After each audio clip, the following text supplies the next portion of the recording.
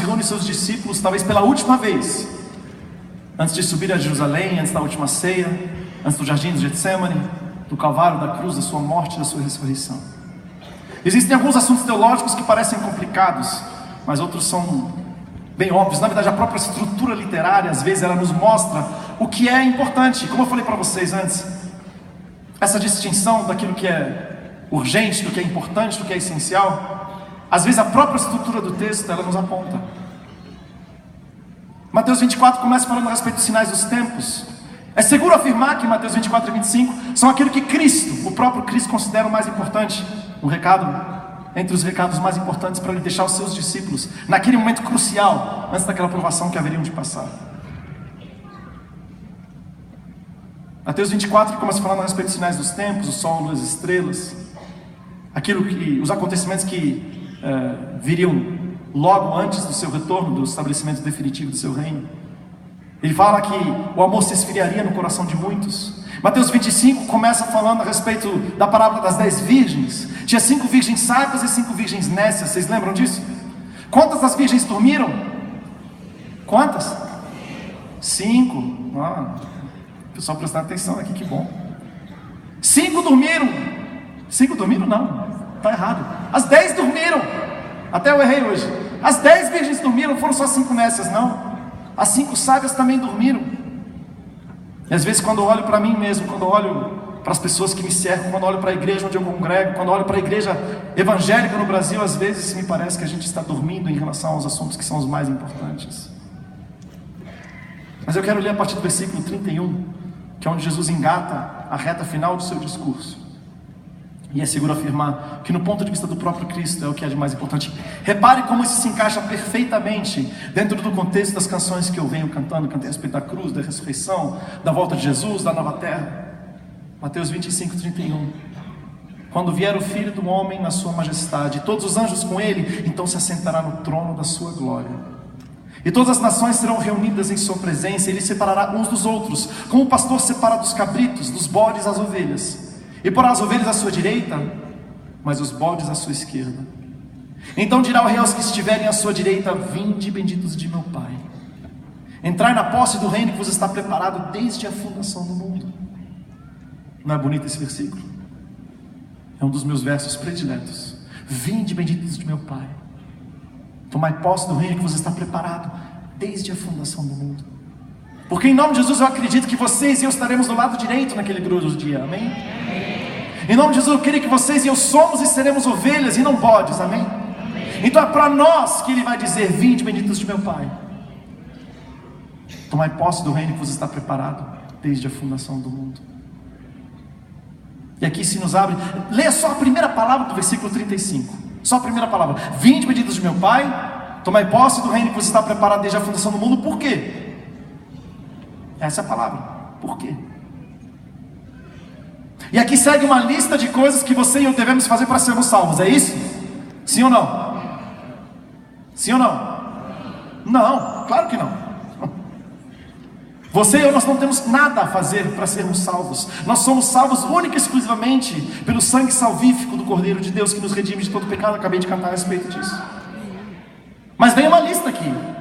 E olha só que sutil diferença. Não vem uma lista de coisas que você e eu devemos fazer para sermos salvos, mas é uma lista de características que nós vamos apresentar na medida em que o Espírito Santo transformar nosso coração. Você entende? Muda só a ordem. Você é salvo, e isso vai provocar uma mudança em seu ser. E aí eu me pergunto: será que a nossa lista bate com a lista de Cristo?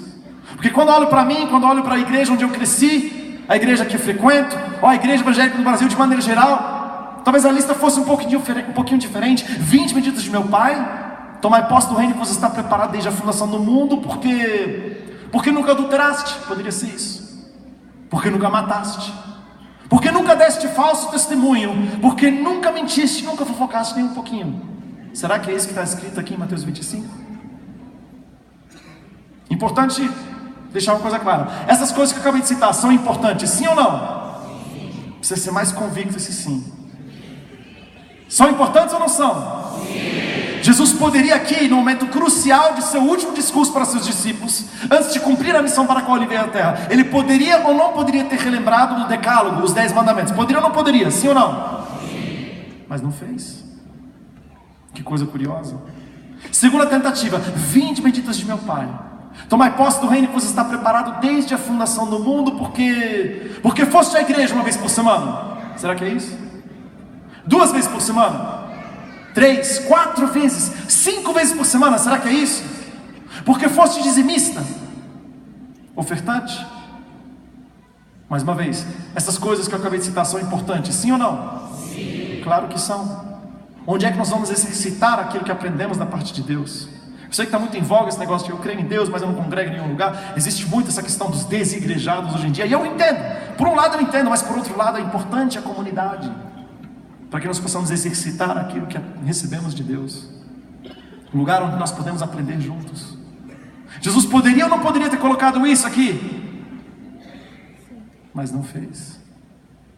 Terceira tentativa: vinde, benditos de meu Pai, tomai posse do reino que você está preparado desde a fundação do mundo, porque nunca fumaste cigarro, não é isso?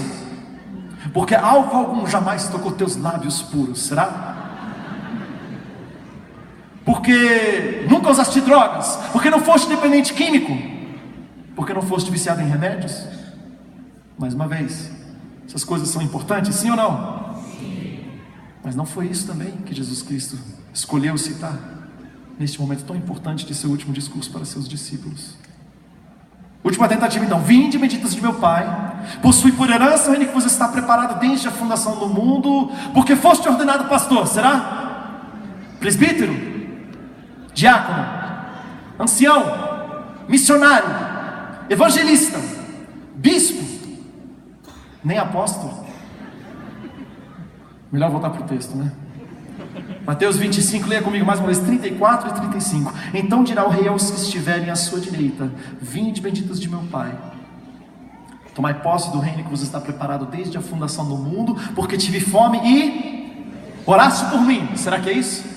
Tive sede e oraste por mim com tanto fervor que até derramaste lágrimas, tamanha a tua compaixão para com a minha sede. É isso? Tive fome e não apenas tu oraste por mim, mas anotaste meu nome num papelzinho, levaste até o culto da tua igreja, o culto de quarta-feira, o culto de oração, e tu e toda a tua igreja oraram por mim. É isso, minha gente. As coisas essenciais têm por princípio ser simples, mas nem tudo que é simples é fácil de realizar. Porque tive fome e destes-me de comer, tive sede e destes-me de beber,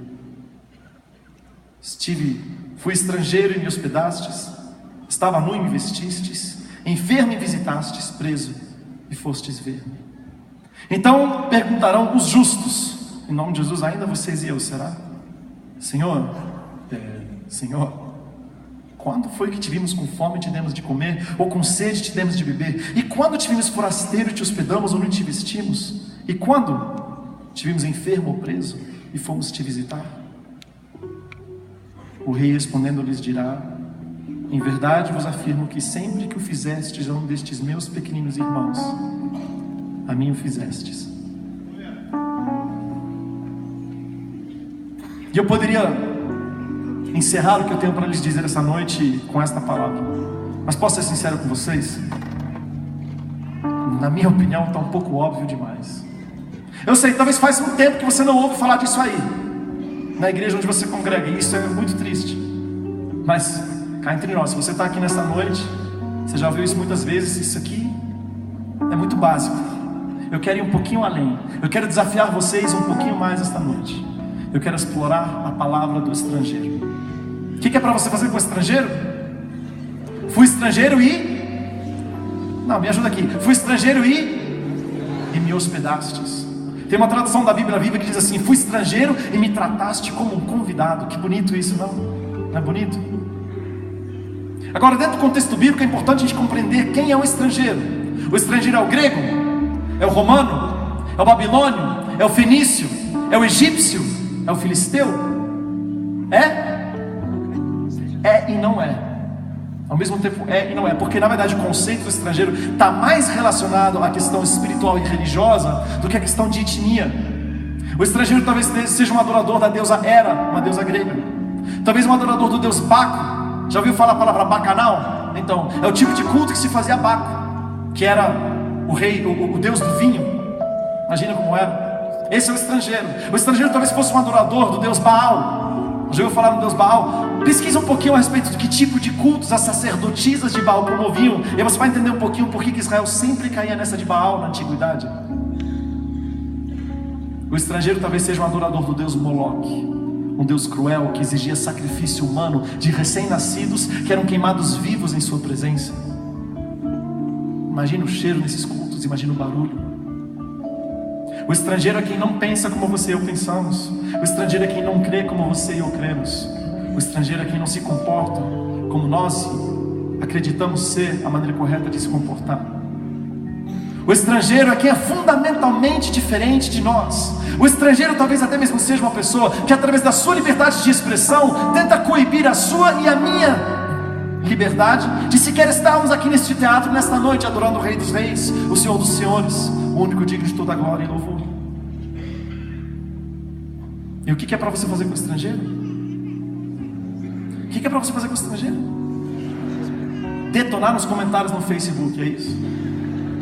É para você caçar o Instagram dos estrangeiros e denunciar o perfil para que ele tenha sua conta bloqueada, é isso?